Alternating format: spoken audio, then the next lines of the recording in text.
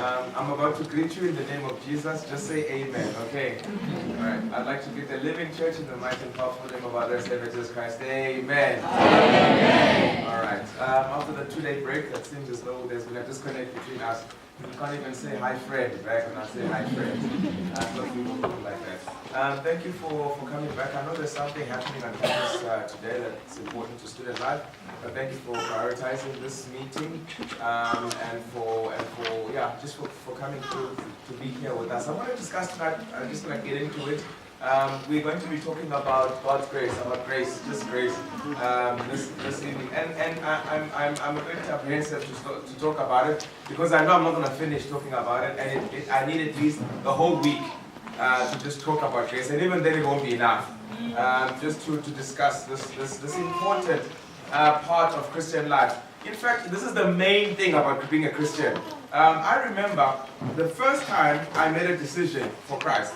I grew up, people like to say I grew up in the church. Like, I wasn't like literally playing on the pews and like born behind the pulpit or something. But when I grew up, we used to attend church regularly. All right, and so I was a church boy from the time I just became aware that I was alive. I was the first thing one of the first things that I became aware of was church. So it was very difficult for me to get to a point where I make a decision for Jesus, because, well, I was born here. So there's no need for me to choose Jesus. I was born here, but as I grew older, I remember I attended a series of meetings, just like this one, evangelistic meetings at Claremont Church, way back in those times. I won't tell you when. So I was attending, then I think I was about 11, 12, and there was this old minister, Pastor Zuma. Old minister, pastor. All right. No. He's since passed away. All right. So Pastor Zuma is the only Zuma I didn't want passing away. So he passed away. And I was sad when he passed away. I'm sorry if I'm offended anyone else, just tongue in cheek. So he passed away. But I remember Pastor Zuma, and he was such an old minister, a guy who preached fire and brimstone. You will burn, you will die. So my first decision for Christ, I remember this evening. He was doing a series on Daniel, all right, on the book of Daniel. I think it was, and I walked in, and he had a poster. It wasn't one of these projections. They use like charts, okay, in front of the church, and he would flip it over and go, yeah, and it had like these 4 beasts, all right, and one of the beasts looked like a bear, and it had ribs in its mouth, okay. And of course, this is one of the images in the book of Daniel, and so he was explaining what these means. These are different kingdoms and so forth. But in his explanation, then he also inserts and he says, "You see that one in Zulu. You see that one with the ribs in its mouth. Those could be your ribs. Those could be your ribs if you don't choose Jesus today."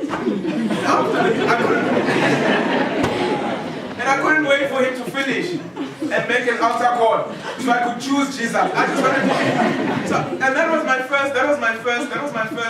the first time I made a decision for Jesus. That's when I was like, oh my goodness, I don't want to be eaten by a biblical bear, an apocalyptic bear. So let me just choose Jesus. So I chose Jesus, but the point is, I wanted Jesus to save me. I wanted him to save my ribs from some weird bear that I didn't know, And my Christian walk ever since then has reflected the basis of my decision. I was motivated by fear, and therefore my association and relationship with God was always going to be fear-based. All right, I remember, and I'm just giving you a background as to why I'm so into the subject of grace. I remember this one time, I was in varsity. Just before I went to Helderberg, we were in varsity, we were staying in Rhodes. There was a race called EJ. And my friends wanted to go out. We were going to go out to another institution. I'm not going to name the institution. So we were going to go out to this, because it was known for bashes and like a nice time. All the DJs in Durban always like going there, even though we were a varsity, but they liked that one. So we didn't understand why. but they like going there. So they're planning to go there, and it was on a Friday evening. All right. So everyone was going there, and my friends had decided, no, we are going. And I said, no, I'm not going. But not because I was spiritually strong. I wanted to go. With all that was in me, I wanted to go. I wanted to go to the bash. I wanted to meet girls. I wanted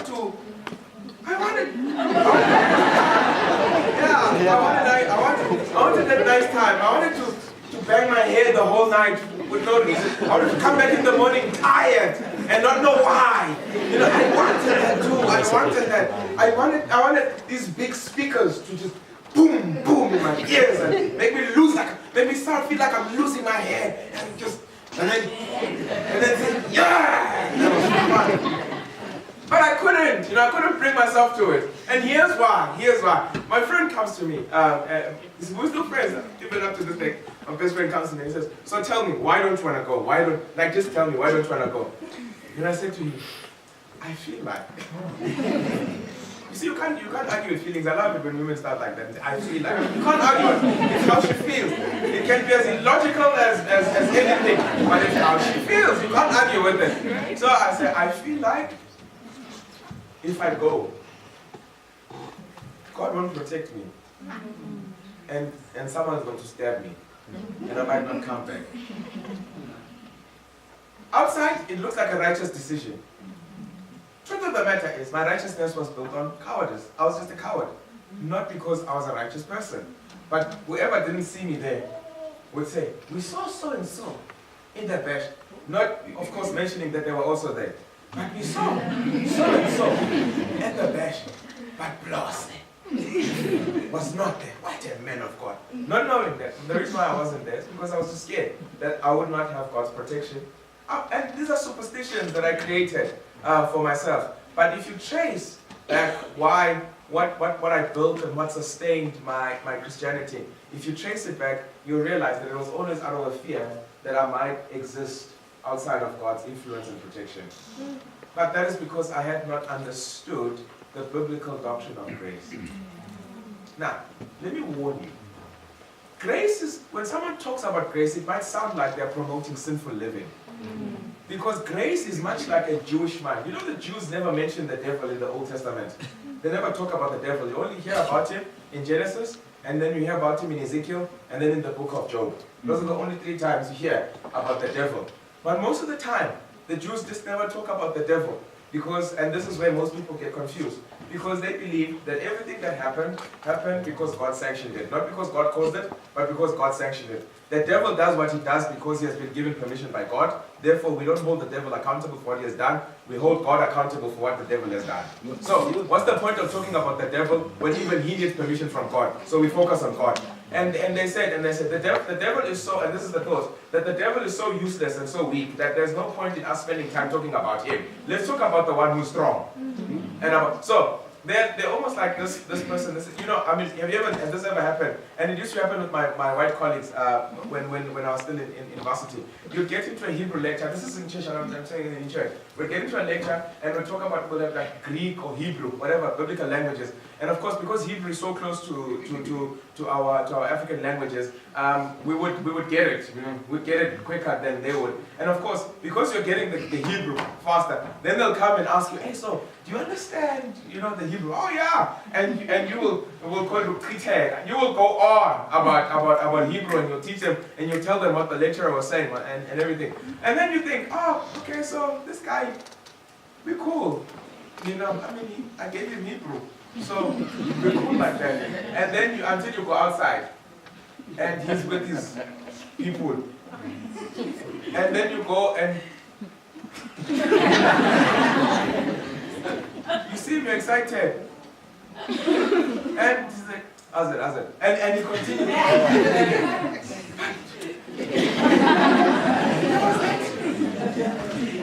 Yeah, there was that. I gave you Hebrew.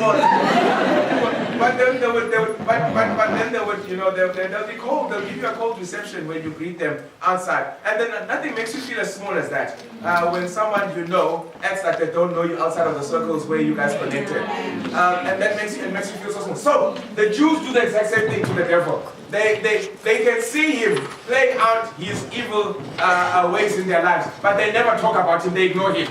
They never acknowledge his existence. They just talk about God. They just talk about God, even to the point of according what the devil has done to God. Simply because they're saying we would rather offend God by according to him what he has not done than acknowledge that the devil exists. So we want him to feel that we don't recognize him. We don't recognize. So so when you talk about grace, right? So when you talk about grace, it might feel like we don't acknowledge, and it's very difficult, especially for people who are purity oriented, who are purity centered, who are we've got, I like to call them, as Barry Douglas does, the purity and danger. There are people who are pure, and so they are good for our community, and there are people who are dangerous for our community. And those are the people that, like, for some, they eat pork, and some they swear, and others, they don't dress quite like us. Those are dangerous for the purity of our community. We feel like they bring curses to our community. And so we need the righteous ones to balance the scales, so like accounting, debit and credit, and then the books balance. And so they keep us safe. But grace seems to ignores your attempt to impress God. Grace almost seems to say, good for you. But here's my concern. I want the lost ones. I want the evil ones, the dangerous ones. Those are the ones. Grace walks past the pastor and it flies straight into the streets to the prostitute. Grace doesn't care about the pastor who's preaching. Not because Grace doesn't think the pastor is important, but Grace feels like the prostitute is more important. It's much more urgent for Grace to get to the prostitute than to talk to the pastor at that moment. So just hang on for a moment. I must just say, your life matters too, but the prostitute life matters. Yours matters, but the prostitute's life matters most at this point in time. And so Grace runs to the prostitute's life, but Grace chases after the thief and the murderer and the hijacker. And I've always said that we'll be surprised when we get to heaven and we see people who raped our daughters in heaven.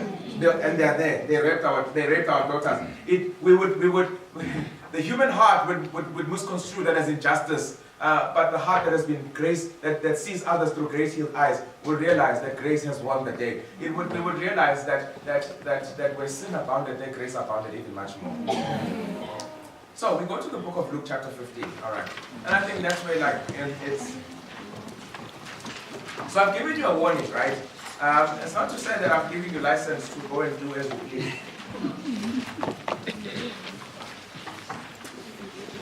You see, you understand now, you see that disclaimer I just made?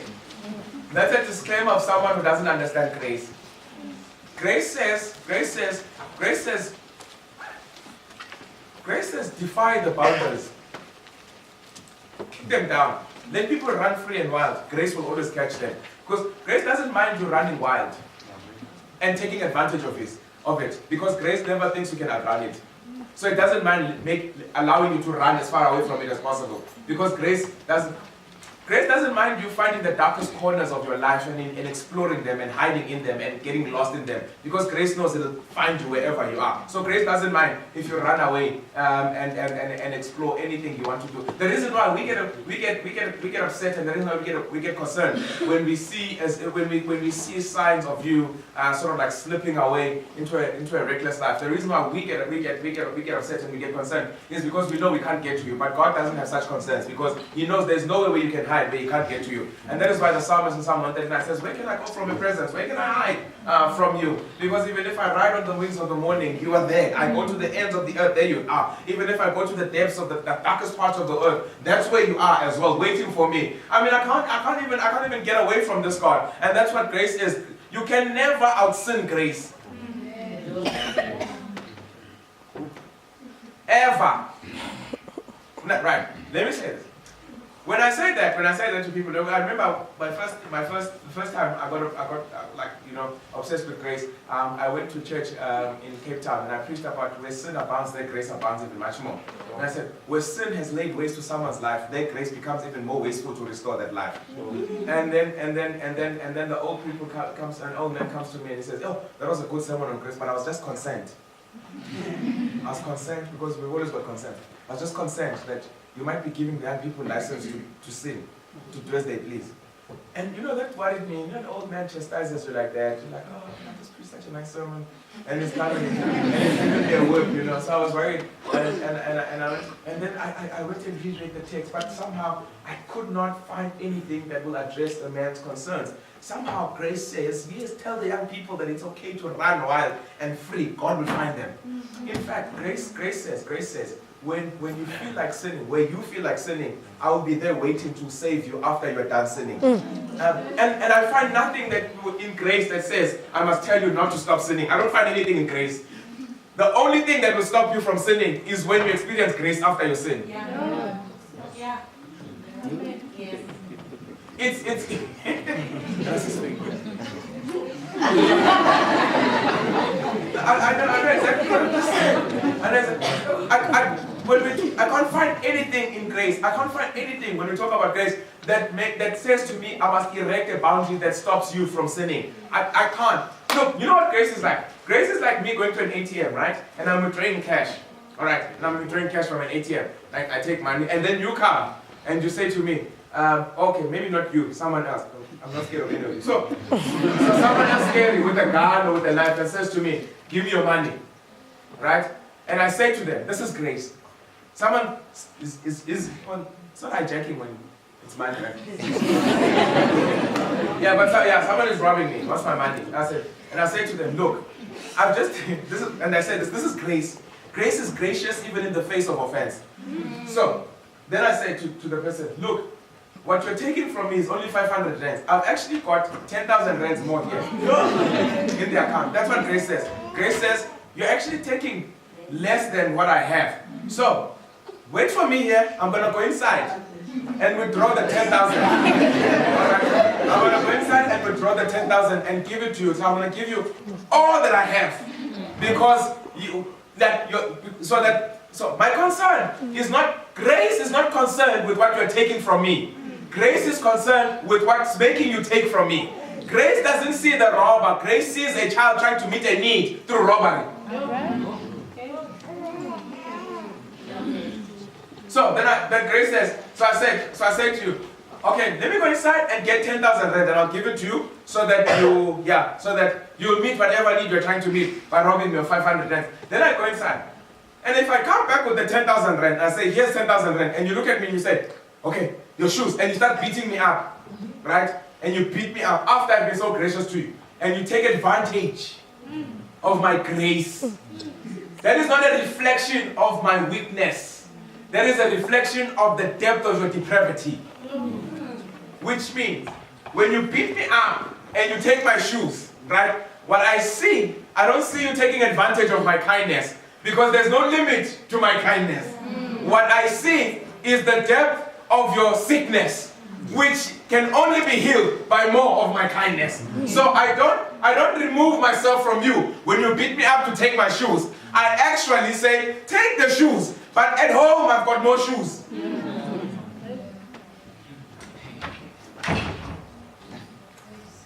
Are you hearing me? That's the thing. That's the thing about grace. There's this unsettling thing about it, and this disturbing thing. Grace doesn't want to be tamed. You know, it's wild. It just wants to fly free. And so let me just read this for you. Let me read this to you in Luke chapter 15. Luke chapter 15. Grace is freedom, guys. It is freedom. Like, you know, God loves you unconditionally. Grace says you can take advantage of that unconditional love. And God will love you even more. But God doesn't love you so that you can take advantage of Him. He loves you because you've got an inclination to take advantage of Him. Can I say that again? He doesn't love you because he condones your inclinations to take advantage of him. He doesn't condone that. But he loves you precisely because you've got those inclinations. And the only thing that can save you from those inclinations is his love. It would be evil of God, for him to abandon you when you show that you need him most.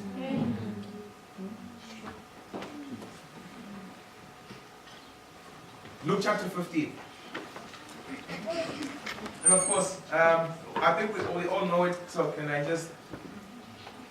You can read it when you get home, right? But let me just narrate it, because in the interest of time. So you've got 3 stories in one. There's the parable with 3 stories, right? The parable of the lost sheep, the parable of the lost coin, and the parable of...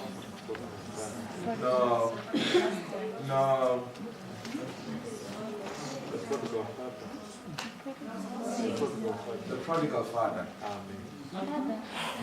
This is not a parable of the prodigal son. This is the parable of the prodigal father. Do you know what prodigal means, right? Wasteful, right? But if you read the story, it's not the son who's been wasteful. It is the father who's wasteful. He's so wasteful with his love that his love exceeds the wastefulness of his son in rebellion. So it's not just the parable of the lost son, as we've been taught, but it's the parable of the prodigal father. And this story and this parable, by the way, the story, which is the story of the wasteful father, in the parable of 3 stories. All right, the lost sheep, the lost coin, and the lost son. The story, the subjects of the story are not the lost sheep, coin, or son. The subjects that are being discussed in this story are the shepherd, the woman, and the father. We're not supposed to get an understanding of the lostness of the sheep, or of the lostness of the coin, or of the wastefulness of the son. After the stories, we are left with an impression of the shepherd's urgency in finding his lost sheep. A shepherd who leaves 99 and goes looking for one. A shepherd who hunts and inconveniences his life to find a sheep that got lost while he was being shepherded. A shepherd who takes responsibility for his sheep, not because he believes the sheep is responsible for it being lost, but the shepherd chases after the sheep as if he believes that the sheep would not have gotten lost had he been more careful in watching over it. So he goes to look for, he takes responsibility for the sheep's lostness. He does not lead the sheep to where it can get lost. He leads the sheep to green pastures where it grazes. The sheep gets lost in green pastures. The sheep gets lost while experiencing the generosity of the shepherd.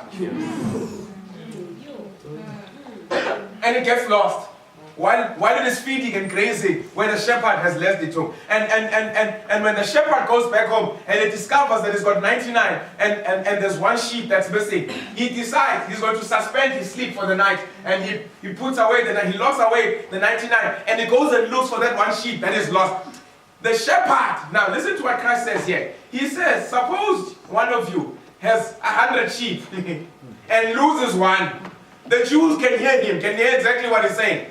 They can hear what he's saying. They're saying, because they hear him saying, God is like a shepherd who's got 100 sheep and he loses one sheep. That's offensive to the Jews. How dare you say God loses things? God never loses. We walk away from God, but God never loses anyone. But Christ presents to us a God in Christ who has come to look for the sheep that he lost.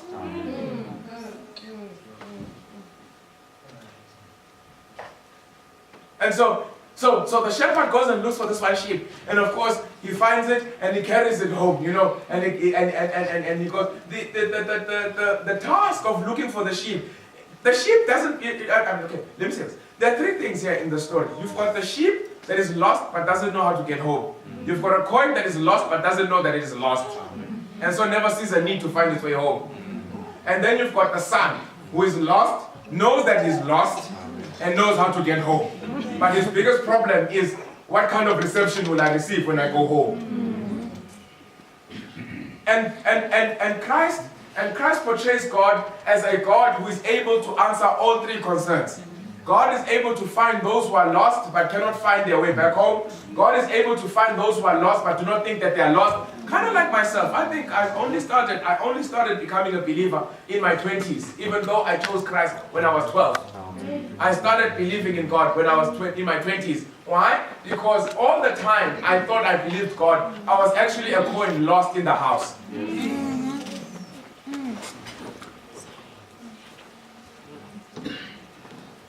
Are you following me? Now, I've always thought that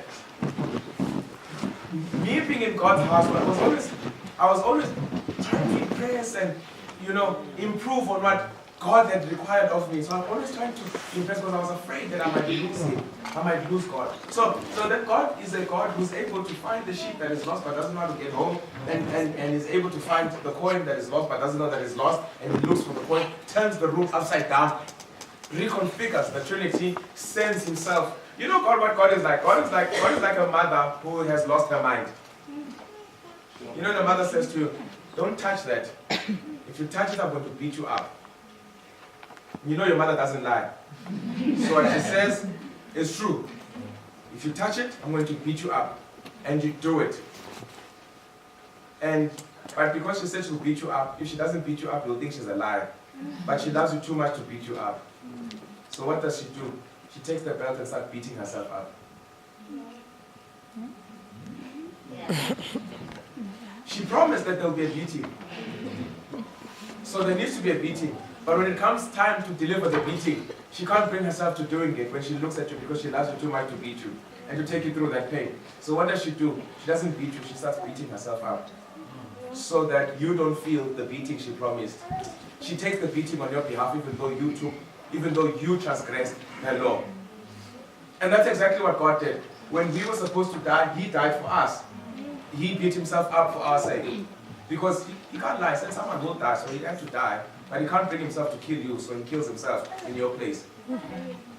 So, and then you get to the son. The story of the parable of the son, or the story of the lost son. And this is the one that I'm rushing to.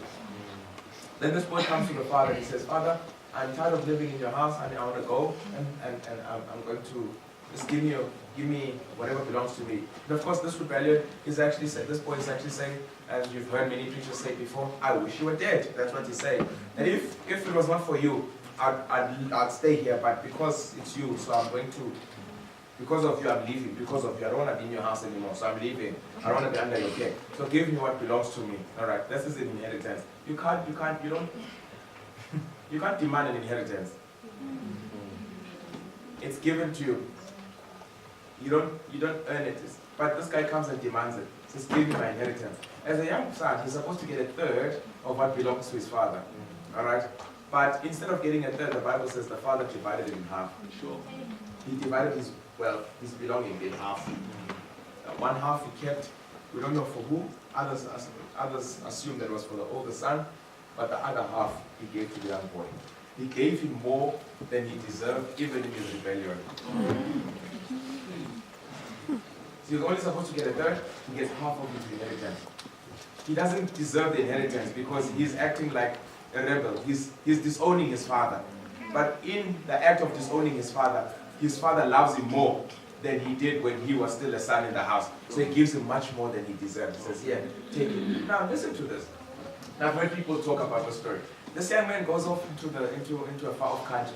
You know, I've always heard people say, no, he squandered his living with prostitutes, something like the older brother. He squandered his living, wastefully.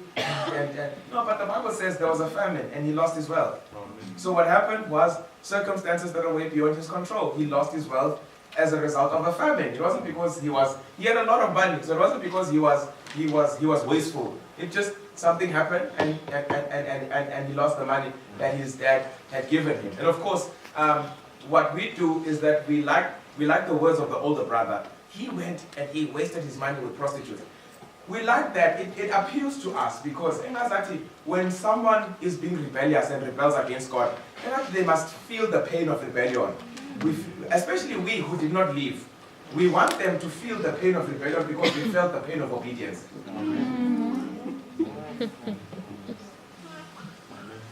So we want them to suffer as much as we have suffered. We stayed. You left.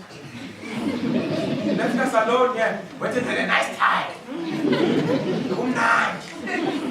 It was nice. So that when you go out there, you must come back pregnant, HIV, or stabbed, something. Yeah, Matthew, you can come back with something. It unsettles Christians. It unsettles us. When a Christian goes out and rebels against God and comes back in a better shape than they were when they left God. There's like a few wires that you don't understand. You don't understand how that happens. How does someone leave us, go away from God, and then come back looking better than they were when they left? And I've always heard this, and I've even preached it sometimes, and I said, leaving God is like jumping out of a moving train. You will never escape without any scratches. You know, you will always get wounded. But sometimes jumping out of the train actually makes God jump out with you, and He catches you so that you don't get those scratches, because those scratches might prove detrimental to your life. So He jumps out with you and He catches you and protects you from getting wounded by your decisions.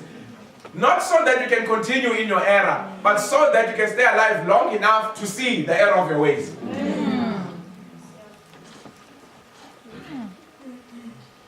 And so this young boy goes and you look, I've always said, I like this part. The old boy, the older son, doesn't go away into the far-off country. He stays at home. But somehow he's got the full sea view of what the boy was doing when he left. I stayed here with you. I was here.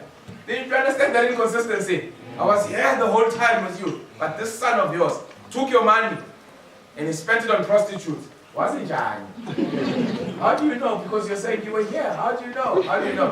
And as I explained to you the concept of projection last week, where someone projects themselves onto someone else's situation. But this young man was saying that had I been the one who rebelled, rest assured, I would have used your money on prostitutes.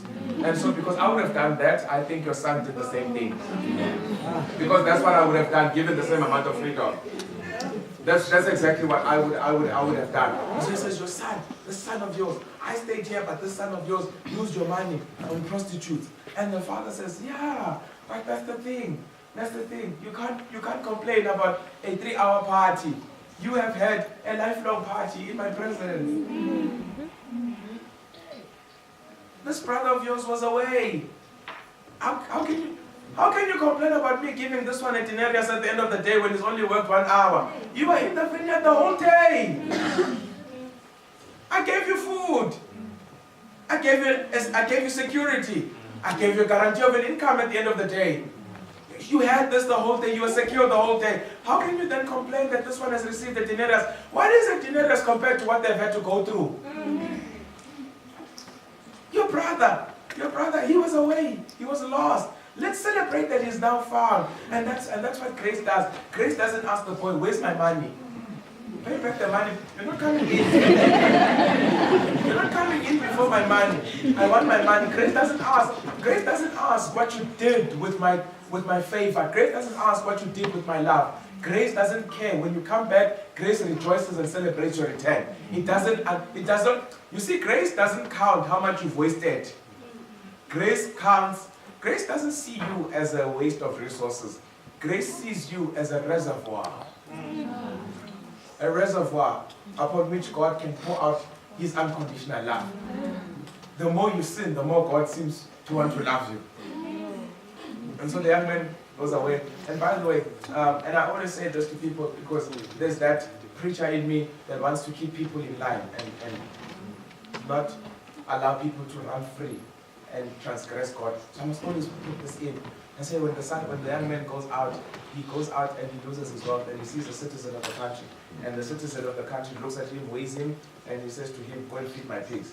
So he's not, when he looks at the son of a wealthy man, he doesn't see wealth, he doesn't see prestige, he doesn't see the private school education, he doesn't see the English. When he looks at him, he looks at him and he says, with all your private school, all your private tuition, and private school education, go and feed my pigs. And he goes and feeds this guy's pigs. And the Bible says, he even doesn't give him food. And this young man would have gladly filled his stomach with the morsels from the food of the pigs. That's how hungry he was, that he would have gladly eaten from the food of the pigs. And I get that it is only clearly, the passages kind of show us that it is only God who sees us for what we are. It is only God who can love us, and as I said, unconditionally. It is only God who loves us without the element of possession. God is able to love you just for you, not because of what you can do for Him. When it comes to loving humans, God is not only just loving people who need His love, He's also loving people who don't understand what love is. So His love must first teach us how to love. And then over and above teaching us how to love, His love must then, His love must first teach us what love is. And then, because while God loves us, because we don't know what love is, we think love is weakness, and that's why we take advantage of God's love. Because we don't know what love is. We are so dehumanized by sin that even when we are loved, we don't see that we are being loved. We see an opportunity to become animals because sin has made us animals. And so when God loves us, He's not just loving people who are ready to be loved, who are yearning for love. He's loving at people who don't even know that they need love. And then once He loves us, then he has to teach us how to love as He has loved us. So not only does He love us, teach us how to love, not only does He love us when we don't know what love is, but He also teaches us how to love like Him, as unconditionally as He does. But then you see us fighting and grappling with this idea of unconditional love. And as we love, you see our love is possessive. And that's one of the things that I despise about human love. This possess. I was telling someone that when my wife and I met at Heidelberg in college, and then we had like 2 years on campus where we were just friends, just getting to know each other. I was friend zoned for a while, and we were just getting to, but I fought out.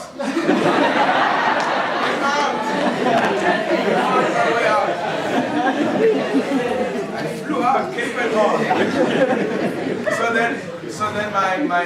So we had 2 years at Heidelberg with my wife, and then after the 2 years, then I went to work in KZN as a pastor.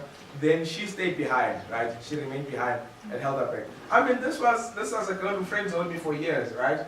And then as soon as we said, okay, let's become exclusive, because then I was a pastor, so I said, I've got intentions. So can you please not allow others to play in this space, because I've got intentions. Exactly. As a pastor as I was, my love was still possessive. So I remember this one time calling her, and as I'm talking to her, I'm hearing boom,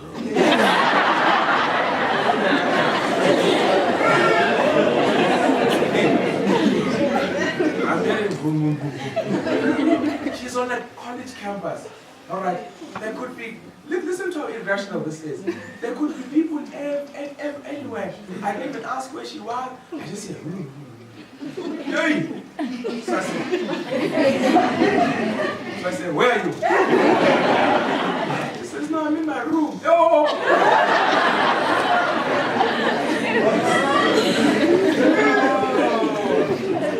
Yo, I got angry, you know. And of course, I said, so I get angry, and I was irrational. In a room. I mean, in other backgrounds, guys are not allowed in girls' dorms. And so who did she sneak in the room? You understand how illogical this thing is? Boys are not allowed. So I said to her, who's that in the background? I hear a man's voice in the back. Who's that? She said, no, it's Kirk Franklin. I said, Tato?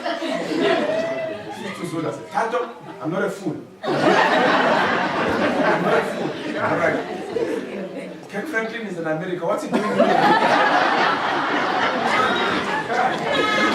you understand? Do you understand the blinding rage that I was feeling? And then of course she explains, no, I'm just listening and Kirk Franklin is talking. And it was one of those days when there's a song with Kirk Franklin and TD Jakes. So then and they were talking, there was a dialogue on the radio. But somehow and she says to me, but I don't understand. why don't you trust me? He says, but why don't you trust me? Do you really think I'll be in my robe with God? And this is my answer. I love you.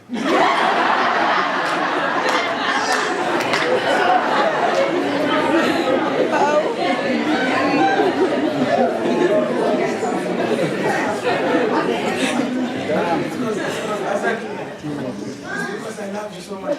I don't want to lose you. And she said, no, but your love can't imprison me. And I still remember to this day. She says, but your love can't imprison me like this. I have to sit there. It's true. Of course, I didn't get it at the time. You want to justify it because you feel it. Hey, I'm losing this one now. So I must come up with a deep line, and just the love cannot possess me. No, it's just because I know the life I want to provide for you, and these guys are trying to steal you away from me. She says, yeah, but love cannot be possessed.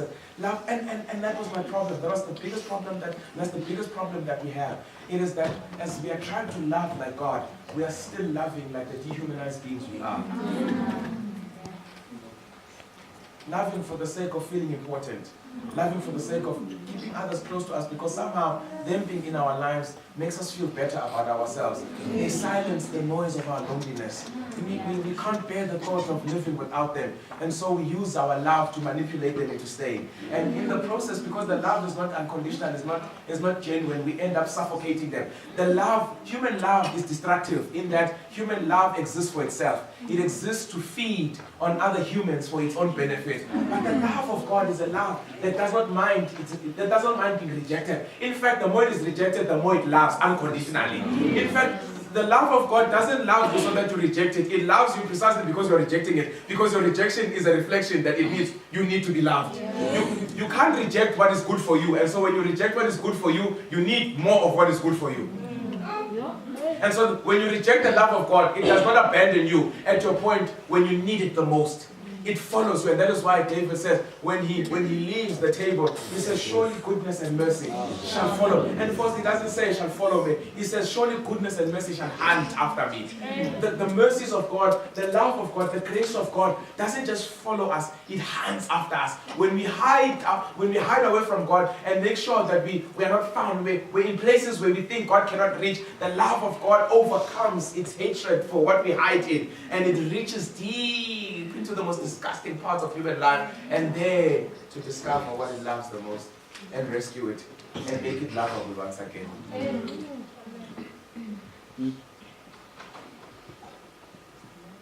So the young man has been feeding pigs the whole time, and the father, this just gets me every time. The father is looking in the direction where the son disappeared. We're hoping day after day that my son is going to come back in that direction. When the son returns, nobody else can see the son except the last man who saw the son leave. Listen to this though, maybe before we get to that. Listen to this, and this is what's so amazing about the love of God. And this is what's so it's so beautiful about his love. It is that the father is at home. The son is in the pigsty, feeding pigs and craving their food. And he says, away from the father, without the father begging him to come back home. But what talks to him away from the father is the love of the father. Even away from the father. So as he sits there, he says, nah, this is not life. How many of my father's servants have more than what I have? I'm going to get up, I'm going to go back to my father. And I'm going to say to him, Father, accept me as your servant. So when he goes back home, he's even willing to be demoted. He says, I don't deserve to be accepted as a son anymore. So Dad, accept me as one of your sons. I'm willing. And this is the son's problem. We always say the older brother was legalistic. The young boy was just as legalistic as his brother. No. And he says, let me come back as a servant. Let me work my way back into your favor. Sure. And that's why that prayer cannot be answered. Because for love to be loved, it cannot be worked for. Love is not earned, love is given. Especially to those who can't earn it. Remember that line for tomorrow. You can't, love you can't earn. You know this thing, you pursue someone, please,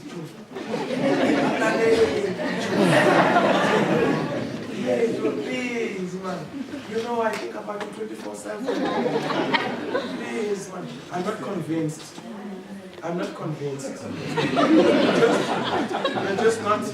You're just not showing me that you're serious. What must I do to show you that I'm serious? No, you should know. I love when women say that you should know. Faith. Just give me a chance. Just give me a chance. And then one day you strike it like you. You know, most guys don't even know what they did to convince the lady they're with. And some of you think you know, but it's not that. And then eventually you hear say, all right, let's try. Let's see where this thing takes us. And you assume you are loved when all you are there for is to help a little girl who was never told by her dad that he loves her to find meaning in life. So all she's doing to you is she's not loving you. She's using you to feel better, to fill that void of her childhood. That's why when you're no longer doing it, when you're no longer saying it as she thinks her father would have said it, she leaves you for someone who sounds like what her father might have sounded like. And she leaves you. And then of course as a church, we see her jumping from boy to boy, thinking that she's promiscuous, not knowing that she's looking for love. And we say, and of course, we abandon her at her weakest point and at the point where she needs us the most. And we abandon her and dismiss her as loose. See, love cannot be earned. You see, when someone says, if you can answer this question, why do you love me? Then you don't love the person. Love can't be explained. It has no logic. It has no... Love can't be inspired. Do you know?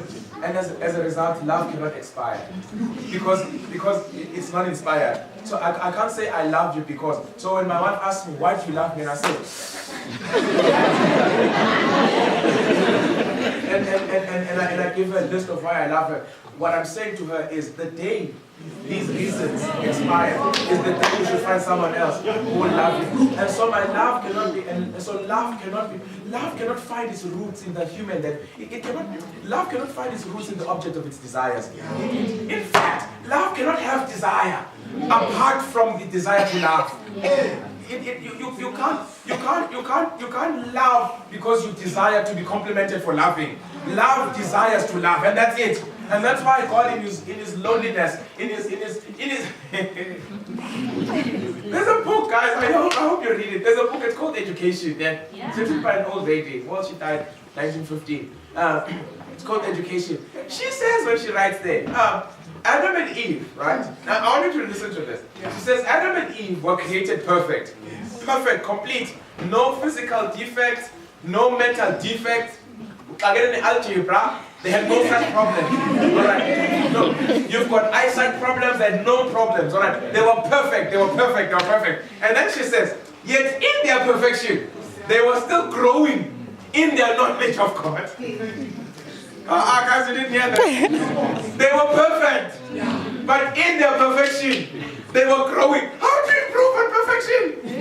How do you improve? And so she says, and so God planted them in the Garden of Eden as a classroom which would teach them about his perfect love.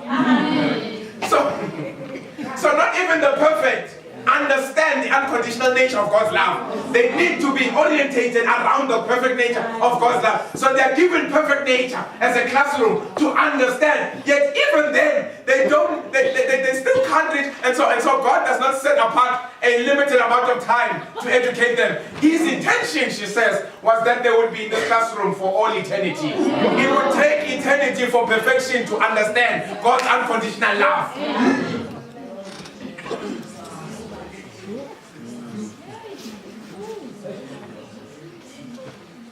So they were still growing. They were still growing in understanding. But I'm like, no, but this God, He exists far above perfection. So surely, when He created these guys, it was not because He needed them. He was perfect. He was beyond perfect. So He can't need when He's beyond perfect. What does He need? What will improve upon Him? What can He possibly create that can make Him more of what He already is? He's so much that even the perfect need eternity, an unlimited amount of time to understand. And even then, it is not enough, because you can't need unlimited time to get to a point where you understand someone. When do you get to that point where you understand God if you need unlimited time to understand Him? So you'll never understand Him. That's why you have never-ending time. Because you can never understand Him. So you need never-ending time to understand His love. Then I asked, so this God who's so perfect and beyond perfection, that perfection needs eternity to understand Him. Why then create us? And then I remember, because love cannot exist in isolation. Love does not exist for self-pleasure. Love does not exist to pleasure itself. Love needs an outlet.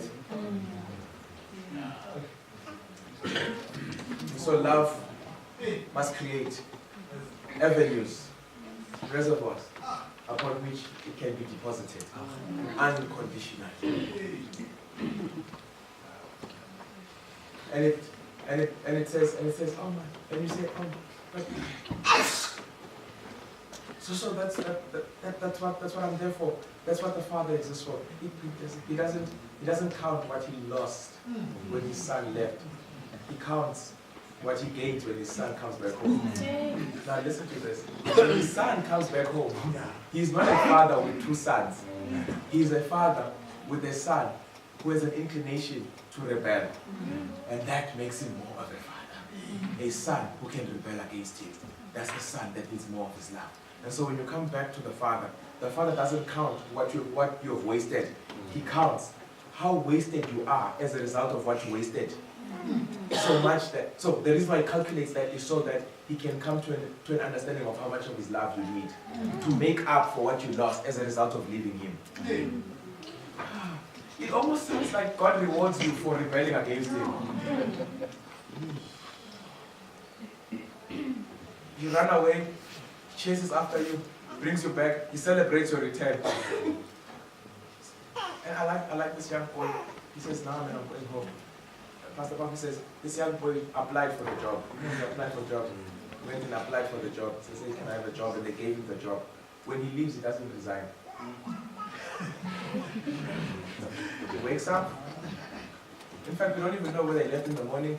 But all we know is that he got up and he left. He never went to resign. When this guy comes, he finds his pigs hungry or hangry. Angry and hungry.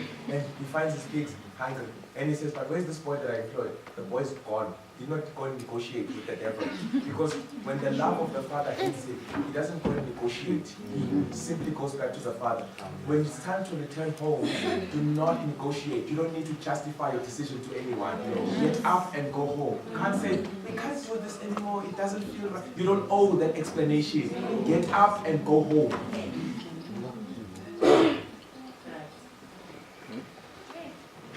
Don't negotiate. And the reason why you're still feeding someone's pigs is because you keep wanting to negotiate.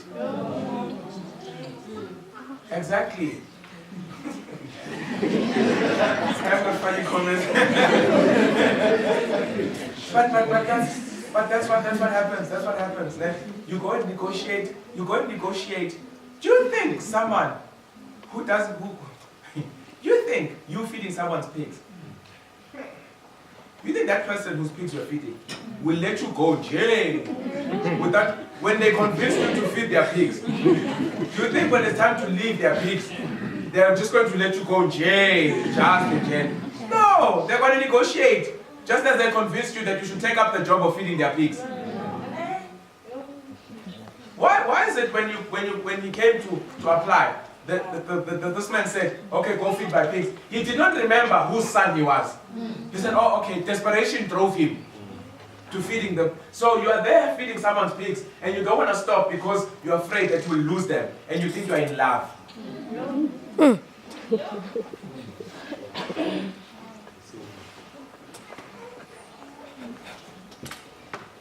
Feeding pigs, it's destroying you. You're asleep. You can see. Can't sleep at night. You can see. It's killing you. Their pigs are squealing every night, every morning. Calling out at you. Calling out at you to come and give. And here's the thing. At least this boy was given morsels to feed the pigs. The pigs are feeding from us. They're eating away at our souls and our mental stability. They're eating away at our emotional health. They're just consuming us. And at least he had food to give them. Or they are eating from you. You are the morsel. And at the end of the day, after hearing the Father calling out to you, calling you back home, after remembering what you were before you met this pig owner, when you remember, you still don't want to leave. You want to go and negotiate first. Because I don't want to go on bad terms. You can't not leave on bad terms when the situation is bad.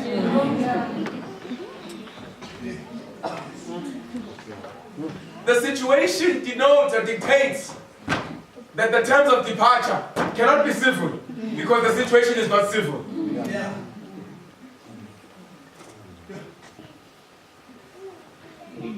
So you leave, you go home. Where are you going? I'm going to my father. Why? He's not going to take you back. I don't care. Him angry at me is much better than you. Than what you've been doing to me while claiming to be in love with me. So I'm going to go back to my angry father, as angry as he is. And when you get home, man, you don't find a father waiting at the gate, waving a stick. Waiting to beat you up.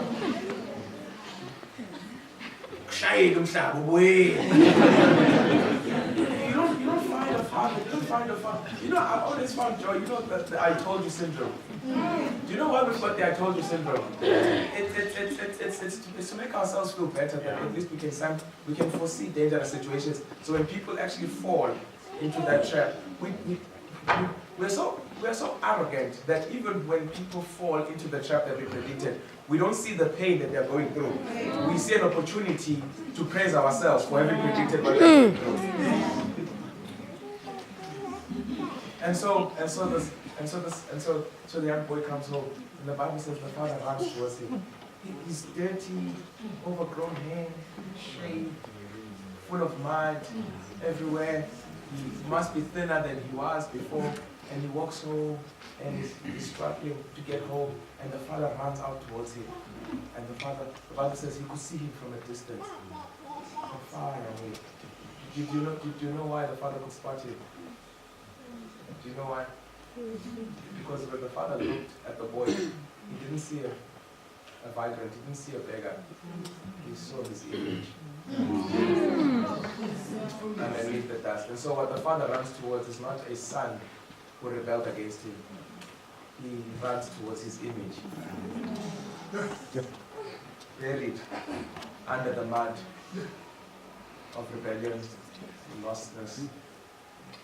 And the father goes and he hugs his image, hidden in the unlovable, smelly. The father was not hugging a smelly young man. He was hugging himself in his son. And you think that God is not going to accept you when you come back to him. And you forget that there's something in you, there's something of his in you, and that's his image. You are his, not only are you his, but you are like him. So he catches you and he says, let's walk together. Let's walk home. Let's start walking together. Of course, he puts on the royal robes and stuff and the ring, and whatever. And of course, we all know, we've heard the interpretations of that. And then there's a party at home. So this young boy was lost. He says, let's rejoice for this young man was lost, has come back home, and now he's wasted half of my wealth, but I'm ready to waste all of my love. And that is why it's called the parable of the prodigal father, where the son was wasteful with the father's material possessions, the father becomes more wasteful with his love. guys. Like, you understand, I haven't even begun to scratch the surface of grace. Just how deep it is. Just how profound grace is. And of course, we'll talk about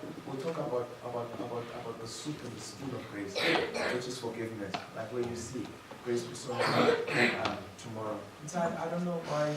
So I don't know what you think. What you think makes you undeserving of God's love. And you know what the funny thing is?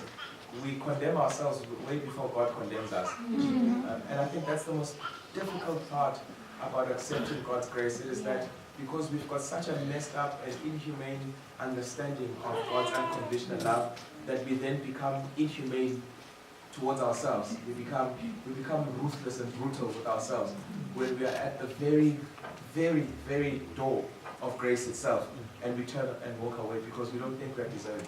Can I share this with you? You know, like I said to you, I had a girlfriend once. Let's chat to you. And she says, you know, guys, I'm not talking about dating here, no? So don't come and say he came and he spoke about. I'm making illustrations. Okay, these are illustrations. So don't say I spoke about dating. And then, right? So you go and say the pastor said you can swim out of the friend zone. I'm not here to empower you. So I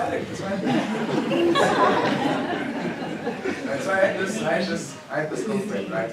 And she was beautiful, man. She was like super beautiful, and we got along. You know, sometimes you marry someone in your head before. So like we were married in my head. As far as I was concerned, she was my wife in the next 10 years. So and then she broke up with me. I think it was like 6 months or whatever. 6 months later, she breaks up with me. Oh, I was shattered, guys. I was so shattered. But you know why I was shattered? When I was dating her, everyone would ask, hey, who's that girl? And everyone would say, that's Shata's girlfriend. And that will make me feel so proud. and of course, so she broke up with me, right? And after she broke up with me, we remained friends, you know. I think I wasn't really a friend. I was just hoping that she would see the error of her ways. And like the prodigal daughter that she is would return to my unconditional love. But she never. And then I got angry. You know, you go through denial, you go through all those phases, and then I got angry. Like I think I stayed in the anger phase for a while. And I got angry, and I started wishing she left me. She'll never find someone like me. Never. And when she finds me, break her heart. And you know, I started thinking of all these things. Hey! But we went to university together. She got a sponsorship from Deloitte. You know, her life was just... and then she dated, and then she started dating this boy who was like in church, song leader, dressed nicely. You know, he was just a good guy.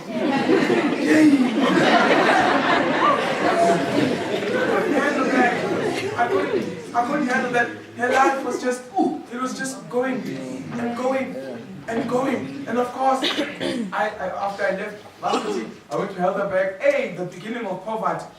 And she stayed for another year in varsity, did her honors, went and worked. And then she, boom, went overseas. And there I am in Helderberg. And then I am in Helderberg, you know. And of course, I had a friend in Helderberg, and he would cook lentils. This one time we were eating lentils and spaghetti. And we were so hungry. We came from camp meeting in Hartenbos. We were speakers there. And we went back after the weekend. We had been preaching to people, crowds, the whole weekend. And then we went back to Helderberg and we had supper. And we had to eat lentils. Everyone drove home and they had beautiful supper. So there I was, half-cooked lentils and spaghetti, and we were eating there.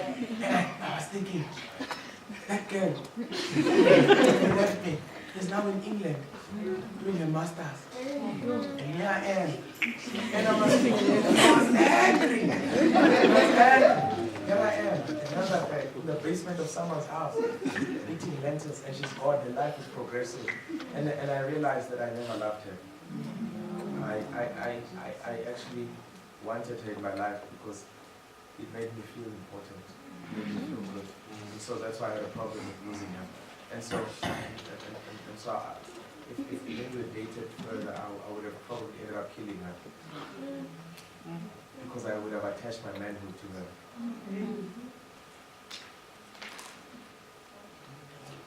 And so that's why we end up killing each other, because we end up killing our ladies because we don't love them.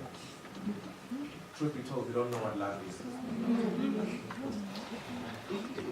And that's why when they leave us, then their progress offends us. Because somehow, when they leave us, they can something bad has just happened. That's why I said, do you love this parable? Because the young boy came back home, battered, bruised, and wounded. Is that why we appreciate this parable? Is that why we like this parable? Is that why we're so drawn to it? Is that why? Does the love of the Father only make sense when He loves someone who has suffered the consequences of their actions? What about those? Okay, let me say this. Let me know what about those. Let me not think. What about you? What about you? What about you who constantly and consistently, perpetually transgress and rebel against God on a daily basis? And yet God never stops protecting you. He never stops loving you. And I said the other day, not only does He protect you, but He also not only does He protect you from dying in what you are doing, but He also protects you from looking like what you're doing. And so you stand here, those who did nothing and those who did something, all in one room, and you all look the same. Having that glow. Is God's love only going to make sense when we suffer the consequences of our choices? Is it unconditional when there are conditions? When conditions of us not being loved emanate? Is that why God's love becomes unconditional? Is that when God's love becomes unconditional? He said you don't need to feed pigs to feel the love of the Father. You don't need to run away from home to feel the love of the Father. You can also be like myself when I was growing up and miss the point in the presence of the Father. And I think that's the most painful thing. Living with a Father who loves you unconditionally, but living in fear of losing Him. So I want to pray tonight for someone who says, Lord, just don't stop loving me. I know you won't, but just don't stop loving me. I'm afraid of the animal. I love what St. Augustine says. You know the guy who wrote, "Our souls will never find rest till they find rest in Thee, O Lord." And he says when he writes about the love of God, he asks God not to stop loving him because he's afraid of the animal he is without the love of God.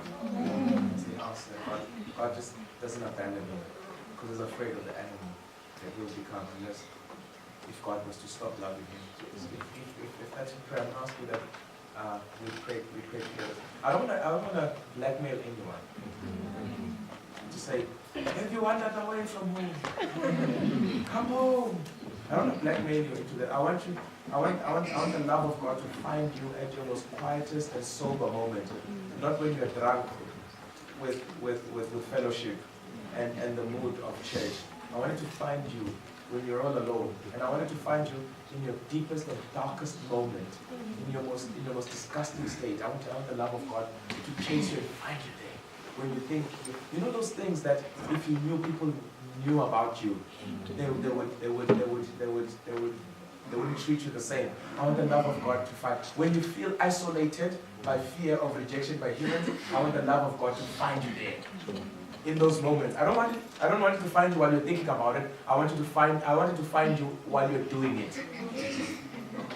In the middle of it, so that you can learn that God loves you unconditionally. So that when you make the choice to run away from God, you make the choice knowing that you're running away from unconditional love.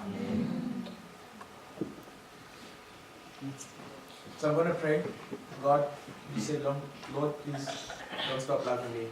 Lord, please rescue me from this relationship we have that is based on fear. You know, some of us need to be rescued from this relationship we have with God because it's based on fear. We're afraid of God. We're scared of Him. We're afraid that if you put a foot wrong, some bolt of lightning is going to come flying out of heaven and strike you. Now I'm just going to pray for someone who's going to say, Lord, when I feel shut out and closed off from the world, when I've made sure that I hide in those deepest, darkest of places, the most disgusting and atrocious of places that any man could ever find themselves in, I want your love to find me there. I want your love to find me there. I don't want the love of God to come at you screaming and shouting, boom, loud voice. I want it to be that still, calm voice that comes after the winds of your bad choices. That still calm. I want you to find you when you're all alone. And then at the end of the week, I want you to make a stand. I want you to make a stand to give your life to this God. I don't want the love of God. It will not find you here in church. You're in a perfect moment right now. I want it to find you in your most imperfect moment. So we're going to pray together. We're going to pray for those three groups. If you're in one of those three groups, I'll ask you to stand as we pray together.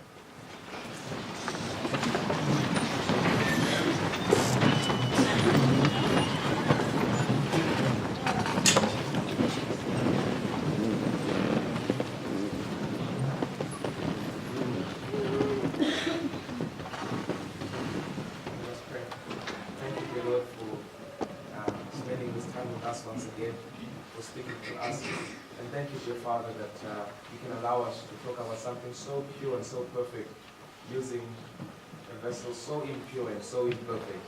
And I know, dear Father, that language, words, and just limitations of my mind may have prevented us from presenting this subject in a way, dear Lord, and that makes it clear and as pure as possible. I'm sorry, dear Father, that we have failed to talk about your grace in the way of dear Lord for what it really is. But we've tried tonight, dear Father, and somehow we've understood bits of it. May the little bit of dear Lord that we could make sense of be enough for us, dear Lord, to just make it to a point where you will transport us into eternity and spend enough time with us, dear Father, just unpacking all the various contours of your love that are hidden from us, dear Lord, at this point in time. I pray, dear Father, for those of us, dear Lord, who are struggling to just appreciate that you can love us unconditionally, who at some point this evening would have been offended by this message of grace, as it sounds like it's promoting anarchy, and it may sound like, dear Father, we're promoting filthy living and sinful living.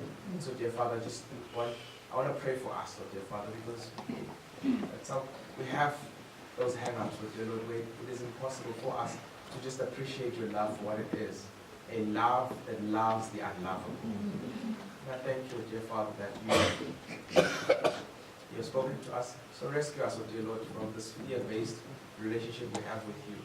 And I pray, dear Father, for those of us, dear Lord, who are caught up in sinful living, dear Lord. We don't want to call them challenges tonight.